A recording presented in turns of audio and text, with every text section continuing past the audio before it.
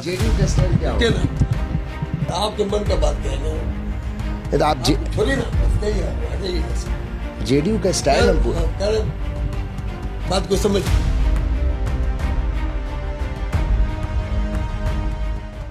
दोस्तों, वक्फ बिल अभी पूरी तरह पारित भी नहीं हुआ है, या यूं कहिए कि पारित तो हो ही गया है, क्योंकि राष्ट्रपति का हस्ताक्षर भी हो गया है, लेकिन उसके पहले से वक्फ की जमीनों को कब्जियाने का, उस पर कब्जा करने का प्रक्रिया शुरू हो चुका है। दोस्तों, इसकी शुरुआत बिहार से हुई है। कई तस्वीरें हैं बिहार, गुजरात, मध्य प्रदेश की, अलग अलग तस्वीरें आपको हम दिखाएंगे, जहां कब्रिस्तानों पर, मदरसों पर अब हिंदूवादी संगठन जो है वो दावा ठोक रहे हैं कि ये वक्फ की नहीं, हमारी जमीन है। बहुत बड़ी खबर है दोस्तों। एक और अपडेट है, आपको बता दें कि वक्फ बिल तो पास हो गया, कानून बन गया, मुसलमानों का हक छीन लिया गया।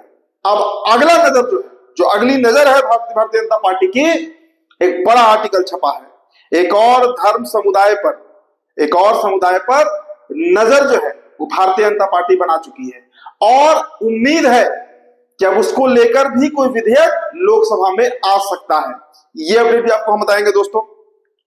एक वायरल वीडियो दिखाएंगे आपको, बिहार के जनता दल यूनाइटेड के एक बड़े लीडर, बहुत वरिष्ठ नेता, जो जयप्रकाश के नारायण के आंदोलन से उपजे, नीतीश और लालू के कंधे पर कंधा मिलाकर साथ चलने वाले नेता भड़क गए, क्योंकि उनसे वक्फ बिल पर सवाल पूछ लिया गया।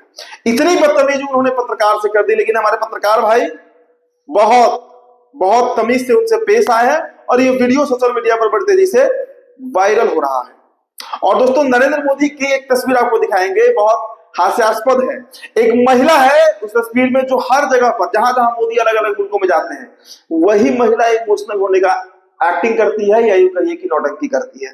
उसके चेहरे को आप गौर से देखिएगा, शायद आप भी उसे पहचानते होंगे। एक और अपडेट हो दोस्तों, चर्चा ये होगी कि क्या सुप्रीम कोर्ट के पास वो ताकत है कि वक्फ संशोधन अधिनियम, जो अब कानून बनने जा रहा है, बन चुका है, उस पर रोक लगा दे। चर्चा हम जरूर करेंगे। स्वागत करते हैं आप सभी का द लाइव टीवी में। द लाइव टीवी, सच सबसे आगे। मेरा नाम उदित तारण है। पहली खबर दोस्तों, वक्फ बिल कानून बन गया, और कानून बनने से पहले आपको हम कुछ तस्वीरें दिखाना चाहेंगे कब्रिस्तान, मदरसों का, जिन पर कब्जा करना अब शुरू किया जा चुका है दोस्तों। जी हाँ, पहला खबर दोस्तों आपको हम बिहार से दिखाना चाहेंगे। देखिए, ये तो ट्रेलर है, मतलब अभी जो शुरुआत हुई है। अवाजी साहब ने तो पूरा आंकड़ा दिया था कि क्या क्या कब्जा हो सकता है। देखिए, वक्फ बोर्ड अभी राष्ट्रपति का मुहर लगा ही है, मतलब पास ही हुआ है, और बिहार में कब्रिस्तान पर कब्जा किया जा रहा है, जबकि मुसलमानों की अपनी निजी संपत्ति है, फिर भी मैयत को दफनाने नहीं दिया जा रहा है। मतलब संसद में जो बड़े बड़े दावे किए जा रहे थे, निशिकांत दुबे, ललन सिंह और तेजस्वी सूर्या, और कितने बड़े बड़े टीम हाके जा रहे थे। आपको याद होगा किरण रिजिजू कि ये नहीं होगा, वो नहीं होगा, अफवाह फैलाया जा रहा है, ये हो रहा है, वो हो रहा है। सच्चाई सामने आ रही है निकलकर। बिहार की ये तस्वीर है दोस्तों, और देखिए, ये युवक जो है, एक छोटा सा क्लिप आपको हम जरूर दिखाएंगे, क्या कह रहा है कि मैयत को दफनाने अब नहीं दिया जा रहा है, और हिंदूवादी संगठन जो है वो अब उस कब्रिस्तान पर चढ़ाई कर रहा है। और ऐसे कई कब्रिस्तान होंगे जो अभी अनरिपोर्टेड है, जिनका रिपोर्ट ही नहीं है। वीडियो देखिए दोस्तों।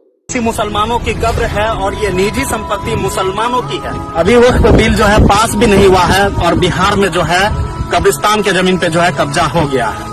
तुम मैयत को दफन करने के लिए जाओगे, लेकिन तुम्हें इजाजत नहीं मिलेगी तुम्हें अपने ही कब्रिस्तान में दफन करने के लिए। किसी मुसलमानों की कब्र है, और ये निजी संपत्ति मुसलमानों की है। धमधा के मुरबल्ला में जो है आज कब्रिस्तान पे जो है पूरा कब्जा हो गया है। आज निजी जमीन पे, निजी कब्रिस्तान पे जो है ये लोग अपना हक जमाने लगा। मेरे भाइयों, आज यहाँ पे लोग आते मैयत को दफन करने के लिए, लेकिन मैयत को दफन करने के लिए नहीं दिया जाता। आज कब्रिस्तान की जमीन पे जो है धीरे धीरे पूरा कब्जा कर लिया गया है। जमीन तो है, लेकिन इन लोगों का जमीन पे अवैध कब्जा कर लिया। अगर आते हैं ये लोग यहाँ पे मैयत को दफन करने के लिए, इन लोगों के ऊपर केस हो जाता है। चलिए, तो ये तो बिहार की तस्वीर आपने देखी। अब इसके बाद दोस्तों आपको हम एक और तस्वीर दिखाना चाहेंगे, मतलब गुजरात की तस्वीर है। देखिए, दरअसल गुजरात में भी इसी तरह का जो प्रक्रिया है वो शुरू किया जा चुका है, और वहां पर भी कब्जियाने का जो एक धंधा है गुंडों का, हिंदूवादी संगठनों का, वो शुरू हो चुका है। आनंदपरा गांव राजकोट गुजरात में है, और 100 साल पुरानी जलाल शाह दरगाह को वक्फ संपत्ति मानने से इनकार करते हुए गुजरात हाई कोर्ट ने राज्य सरकार के हाईवे के विकास के लिए दरगाह को हटाने का आदेश को वैध बताया है, मतलब लीगल बताया है। जिसके बाद दरगाह पर बुलडोजर चलाया गया है। तस्वीरें आप देखिए स्क्रीन पर किस तरीके से इस पूरे दरगाह को गिराया जा रहा है। और 100 साल से पुरानी यह जलाल शाह दरगाह है जो वक्फ की संपत्ति थी, लेकिन कोर्ट क्या कह रही है? कोर्ट को ताकत मिल चुका है क्योंकि कानून बन गया है कि वक्फ की संपत्ति नहीं है और इसे गिराया जाना चाहिए। तो इसकी भी शुरुआत हो गई है दोस्तों। अब दोस्तों आपको हम चर्च से जुड़ी एक खबर बताएंगे। मैंने कहा ना कि एक धर्म समुदाय है जो अगला टारगेट है भारतीय जनता पार्टी का। दरअसल दोस्तों एक रिपोर्ट छपी है और ये रिपोर्ट आपको पढ़ना चाहिए। आरएसएस की बदनजर जो है वो चर्चों की अब जमीन पर है। भारत में चर्च के पास करीब 20,000 करोड़ रुपए से ज्यादा की जमीनें हैं। आरएसएस के मुख्य पत्र ऑर्गेनाइजर का आरोप है कि चर्च की संपत्ति का उपयोग कथित तौर पर धर्मांतरण के लिए किया जाता है। आरएसएस के मुख्य पत्र का कहना है कि साल 1965 में जब भारत सरकार ने एक सर्कुलर जारी किया था कि ब्रिटिश हुकूमत में जो चर्च थे उनको अवैध घोषित किया जाए, लेकिन इस नियम को लागू करने में ढील बरती गई।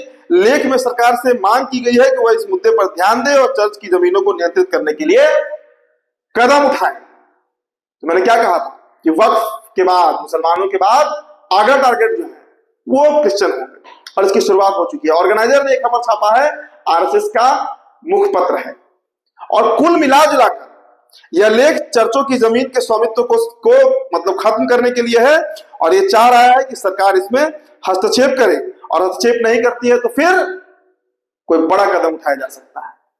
चलिए आपको एक वायरल वीडियो हम दिखाते हैं। वायरल वीडियो गुलाम गौस का है। एमएलसी है जनता दल यूनाइटेड से, सुपर सीनियर लीडर, मतलब नीतीश कुमार के एकदम सहपाठी जैसे रहे हैं यूनिवर्सिटी के दिनों से।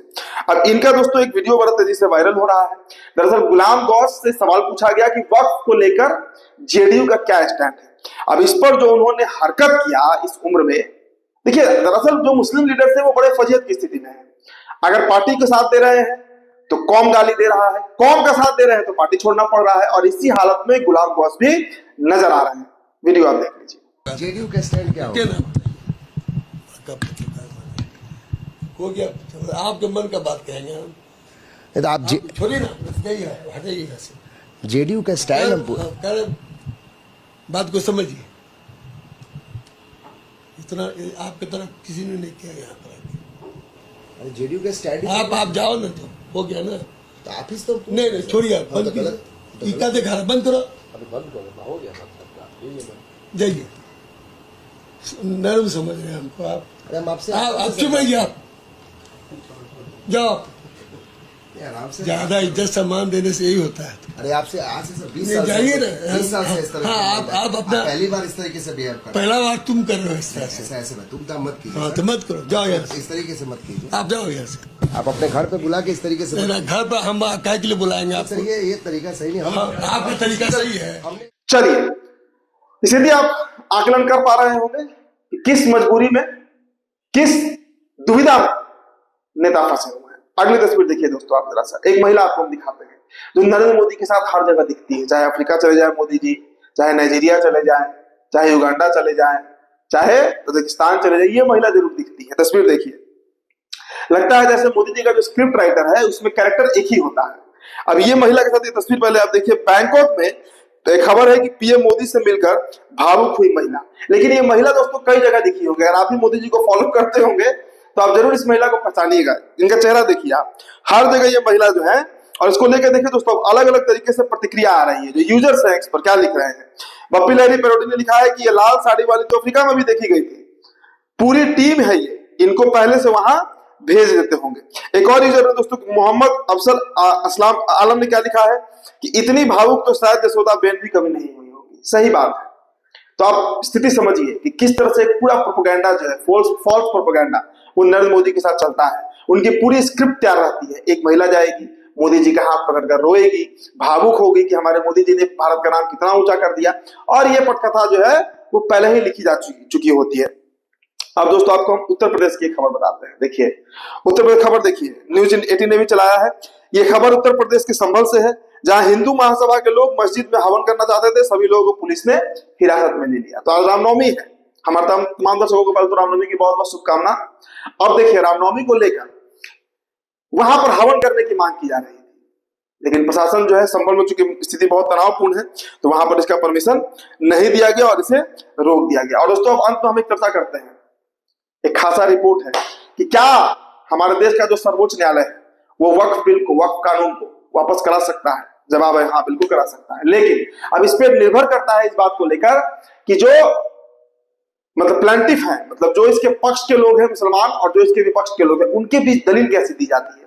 क्योंकि कई ऐसे पॉइंट्स हैं जहां पर सुप्रीम कोर्ट को यह मानना होगा कि वक्फ की संपत्ति को भारत सरकार हथियाना चाहती है, लेकिन कई ऐसे पॉइंट्स भी हैं जहां पर वक्फ की जमीन को लेकर विवाद तो होता है।